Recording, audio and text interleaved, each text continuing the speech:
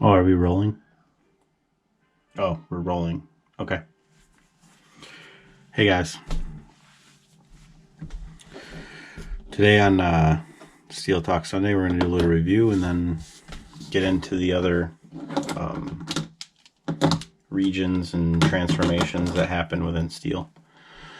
So, quick review.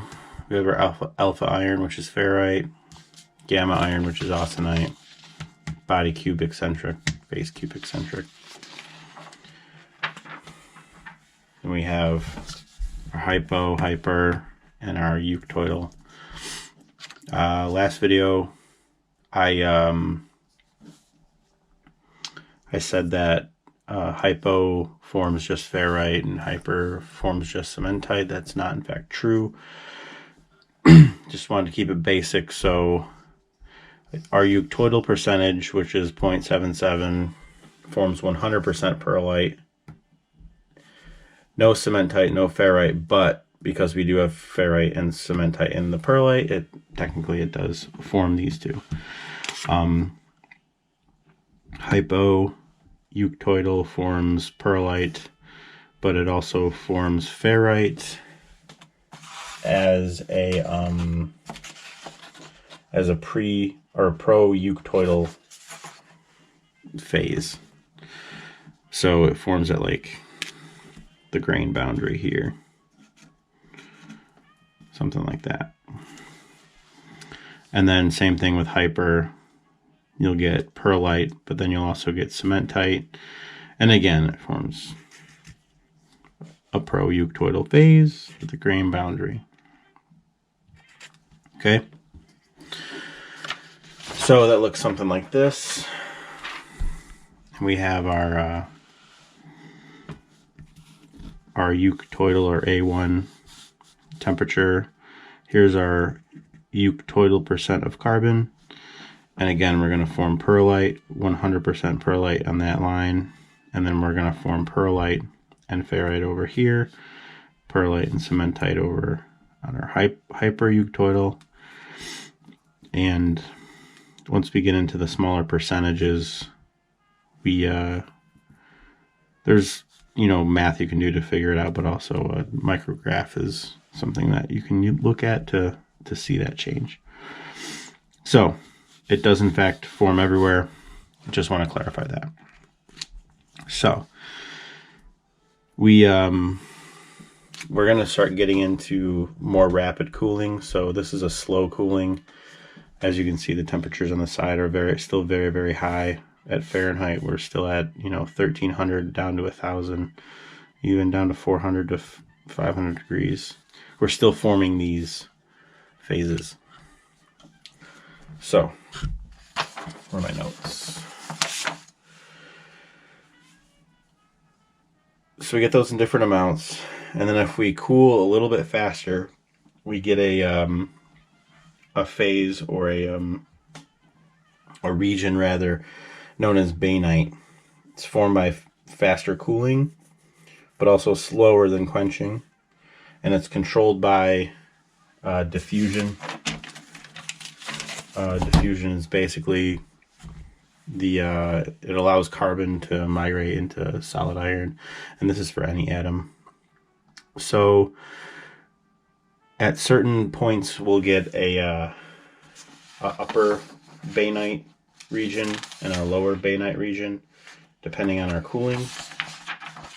And again, this is all based off of temperature currently and some time. But here's what that looks like. So ignore this up here for now. We'll talk about that in a second. But when we cool down, we'll get to an upper bainite region. And then if we cool further for a way longer time, we'll get a lower bainite region. So upper bainite is a needle of ferrite separated by long cementite particles. And then our lower bainite are thin plates of ferrite containing rods or blades of the cementite. So we would get something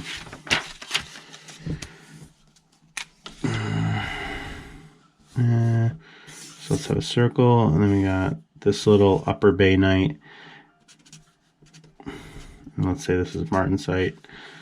And then we have, you know, our ferrite here, because that's alpha. And then we're going to get like, we're going to get like rods like this. So it's similar to perlite in that it's linear, but it's not, because perlite we have alternating.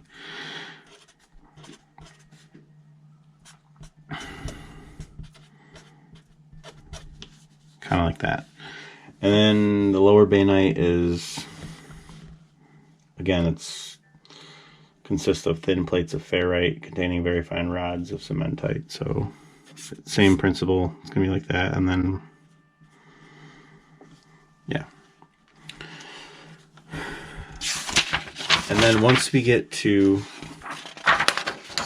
so that's that region, and that's within this temperature, and then we'll talk about that in a second, because I don't want to get too far into that. Next we have, so yeah, diffusion is slow, low temps, or diffusion is slow at lower temps, so we're getting that migration very slowly at lower temperatures. And then once we raise the temperature up, obviously it goes faster, because those spaces between the iron will open up and allow more carbon. And also, we cannot, perlite and bainite are competitive, so one will happen, not one then the other. So we're not going from perlite to bainite, and we're not going from bainite to perlite. We're going from austenite to perlite, or austenite to bainite. That's it. The next region we have is the Martensitic region. So that's when we quench our steel, and we go from austenite, very rapidly cooled, and then we get to Martensite. And we also get a new kind of cube, I guess. So we had FCC, and then BCC, and now we have BCT, which stands for body-centered tetragonal. So we have our smaller cube like before, and what Martensite's going to look like is it's going to be much bigger. Oops. But it's going to be elongated. Sorry, this is a very quick drawing. But yeah, that's where we're going to be at with that.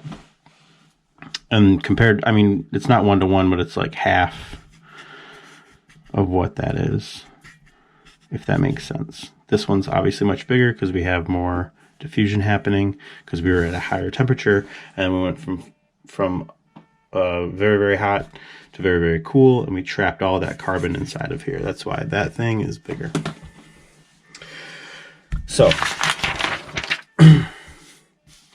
we have two types of Martensite. We have Martensite that happens at from 0 to about 6% carbon, and that is called Lath Martensite. And then we have Martensite that happens at 1% or greater, and that is called plate Martensite. And then we have, in this region right here between 6 and 1, we have a mix of lath and plate Martensite within this region. So that means a euctoidal steel will, or a euctoidal number will contain both. I mean, if we quench it down to Martensite.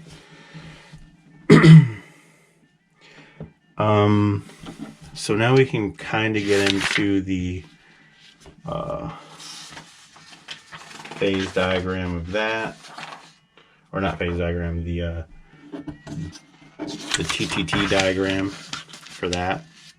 So what we have here is austenite, austenite, austenite, perlite, bainite, and then obviously we have an upper region and a lower region. And then this is A1 temp here. So this would be this region right here, and then we're basically this whole TTT is like in this area. We have two important temperatures that we need to point out. Our MS, which is the Martensite start temp, and then the MF, Martensite finish temp. Martensite only gets created just past this temperature down right below the MS temp, the Martensite start temp. And Martensite happens at the speed of sound, so it happens very, very quickly. If we went from this temp to this temp, we rapidly cooled it that quickly, we would start to see Martensite pretty much in a blink of an eye. The speed of sound. Also, really quick, one thing to point out: if we're trying to create Martensite, so let's do this. So this line right here that I'm drawing would be something. We want to keep this in mind because this is our critical cooling region right here. So if we were to go from here to pretty much past the Martensite finish temp, we would have thermal stress and we would crack our steel, basically. So when we quench, I mean, we're quenching rapidly, but we're not going to go too far down down to room temp because we don't want to crack the steel. That's why a lot of times folks will quench in molten salt or hot oil and things of that nature. Also, quick note on the speed of Martensite transformation. If you want to, there's a video online, you can look it up and see how quickly it forms. It's pretty cool. So, unlike perlite, which will completely replace the austenite by holding longer at a required temp, Martensite won't do this unless it's quenched below the Martensite finish temp. So if we were to quench below this temp, we would get 100% Martensite. But we don't do that because we're in a cracker steel, and we'll talk about that in a second. Also, Martensite will only form if the temperature is below the MS temp, like I said before. And it's only a fraction of Martensite that will form between these two temps. As you can see, we got 50% Martensite, and we also have 90%. So if we go past this finish temp, we could have 100%. So the time temperature scale, or time temperature transformation scale, is this. It's a family of S-shaped curves at different temperatures. They're in different temperatures and times, and it's basically used to construct this. So the diagrams are for the isothermal transformations, and at low temperatures the transformation occurs sooner, obviously down here. Slow diffusion at lower temperatures, again down here, and it leads to fine-grained microstructure with thin layered structure of perlite, fine perlite. Slow diffusion at low temperatures. At higher temps, higher diffusion rates allow for larger grain growth and formation of thick layered structure of perlite or coarse perlite. Again, there's like three regions in the perlite. We have fine, coarse, and medium, I believe. So yeah, that is that. That is that. So really quick with this scale, because I don't want to go too long. So Martensite can coexist with other phases and or microstructures in the FEC system. So that means that we can have austenite, we can have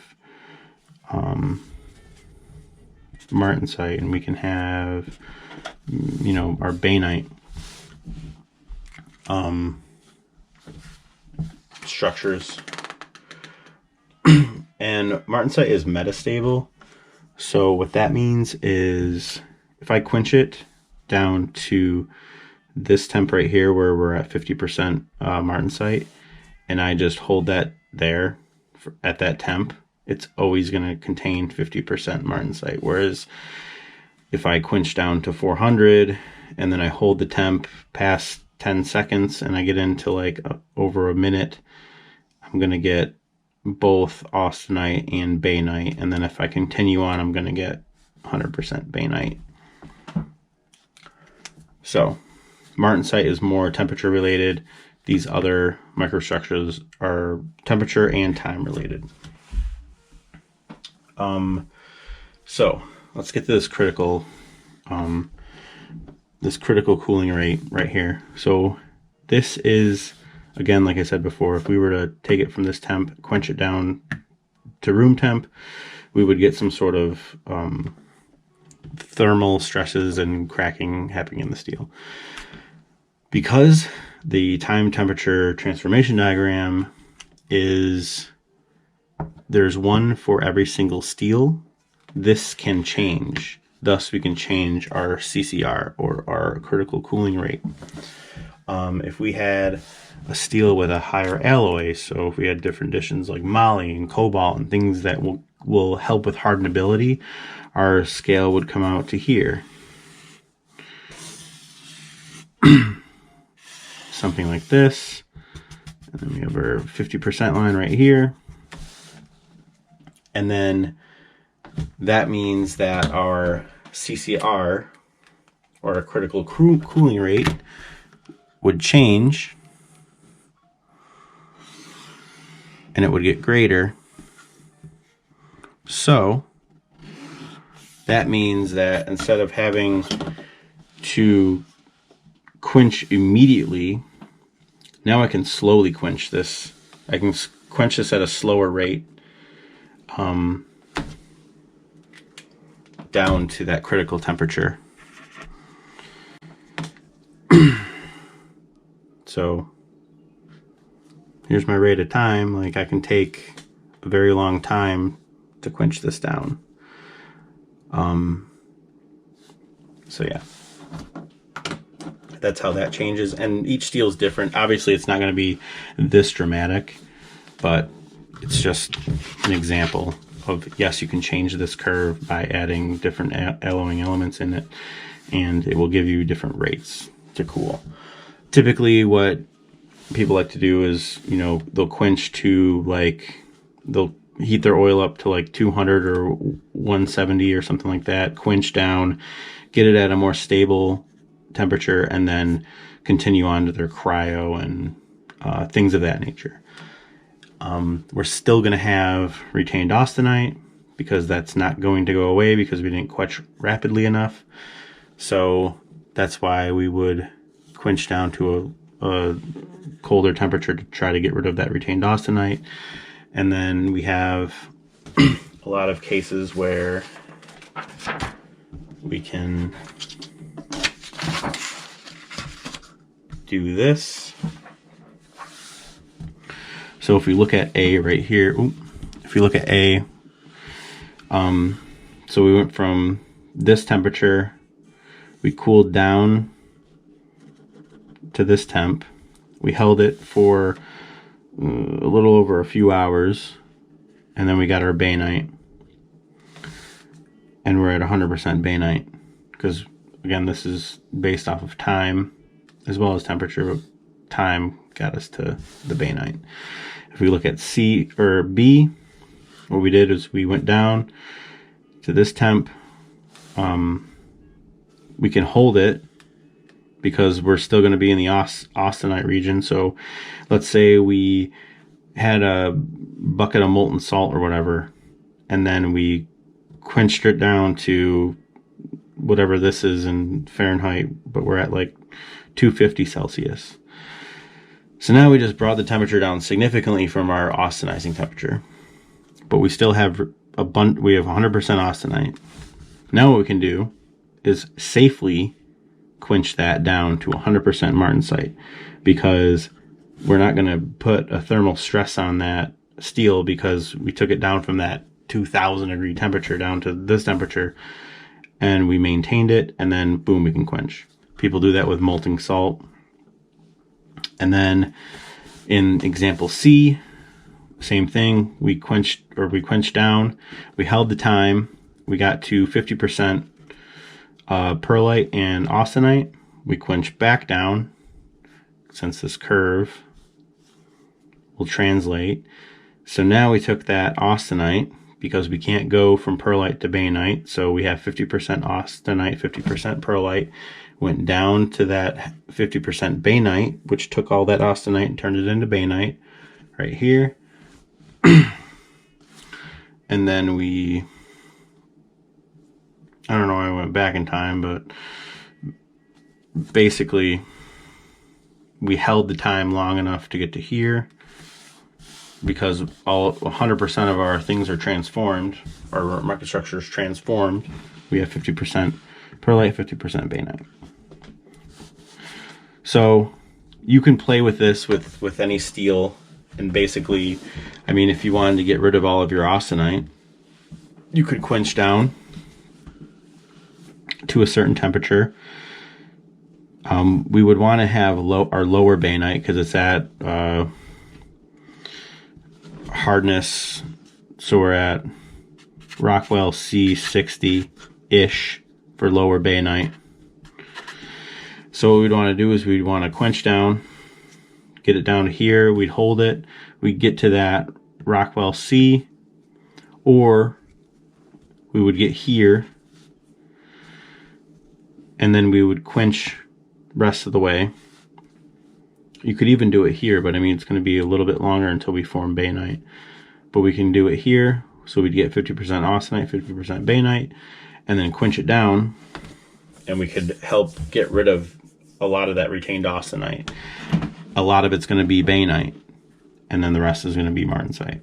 So, I mean, it's whatever you're trying to accomplish with your microstructure, you can accomplish with both time and temperature when you're quenching.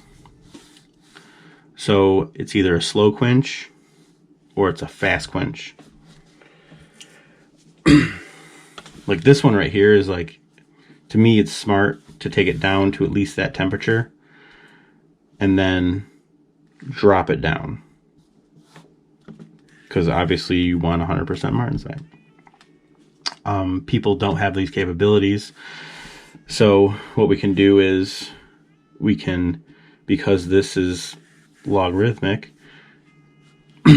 time scale, but then this is what do I call it, metastable for the martensite, we could heat our quenching oil or whatever up to like 350 degrees. We could quench, keep it there for 10 or 12 seconds. It's at a certain temperature, hit it with the thermal gun, see what temp we're at. We're at a safe temp, then we can just bring it down to negative 300. So there are ways to, you know, help with the retained austenite, and then we can get into tempering and stuff like that. So yeah, I hope that explained, you know, time, temperature. This is very important to microstructure. Is this important to microstructure? Yes, because if we get too high of a temperature, we can incur large grains. And if we hold that temperature for a long time, we can get large grains. So there's really a balancing act of what we want to do and what we want to accomplish with our microstructure. If we're holding at like a 2150 temperature for something that has 2% carbon in it, and we're holding it for 30 minutes, we're going to have fucking thick grains. And at higher temperatures, diffusion happens more rapidly. So we're pumping all that carbon into those those iron spaces in between the iron. So then when we quench, you know,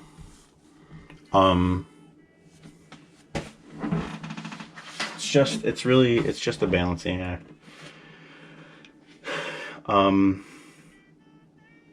So yeah. And this is by no means the gospel. Like, definitely do your research on stuff. But this is just me explaining what I have picked up and what, you know, videos I've watched and stuff like that. And again, this TTT scale is different for each steel because our curve is going to change depending on the alloying elements. And then that means our critical cooling rate is going to change based on whatever alloying elements are in there. If we get things that help with hardenability like cobalt and stuff like that, we're able to quench at a much safer temp very, very quickly. Yada, yada, yada. So I hope that helped. But yeah, play with the TTT diagram. Just take a look at it. I'm sure you can find it for different steels online. I haven't, you know, bothered to look yet, but I do want to get into that at some point. And I think most steels have that on their data sheet, or they should. But so everything has perlite in it in different different compositions depending on the carbon. And then we also have different different phases based on our temperature and time. And austenite sucks for knives. Perlite kind of sucks for knives until you get to that lower fine grain. And then upper bainite is also pretty soft. We want to get that lower bainite region, and we also want martensite in there. So yeah, basically we're going from austenite to bainite, austenite to perlite, and then again with the perlite we have those pro-eutioidal areas. So if we have a grain boundary, that's going to grow on the grain boundary. Ferrite or our cementite go from austenite to bainite. That's going to also include ferrite and cementite because we have that in those little, you know, those little needle-like structures, ferrite and bainite, similar to perlite, but much harder. And then when we rapidly quench and we have a diffusionless transformation, we're going to martensite, and that's our BCT phase. And then if we reheat during tempering, we're tempering the martensite, and then we're introducing our alpha and iron carbide back into it. So kind of softening things up. But we will talk about that later on when we talk about tempering or what have you.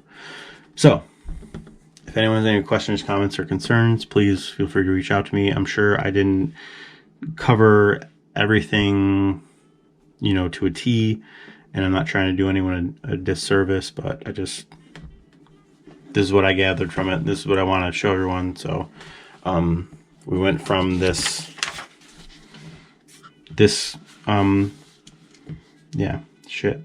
diagram, and then this is kind of more magnified in here, and each one of these is different per steel. So let me know what you guys think. Subscribe, like, whatever. I think the next steel we're gonna do is a little we're gonna get into some stainless, but it's a special stainless, so stay tuned. Thanks. Bye-bye.